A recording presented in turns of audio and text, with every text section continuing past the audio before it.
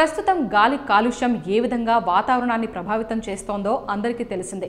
దీంతో వాతావరణానికి కాదు మనకు కూడా అనారోగ్య సమస్యలు వస్తున్నాయి.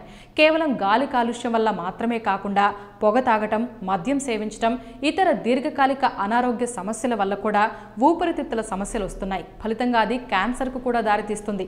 అయితే ఈ సూచనలు పాటిస్తే మాత్రం ఊపిరితిత్తులను చాలా ఎఫెక్టివ్గా కేవలం 72 గంటల్లోనే శుభ్రం చేసుకోవచ్చు. అందుకు ఏం చేయాలో ఇప్పుడు తెలుసుకుందాం.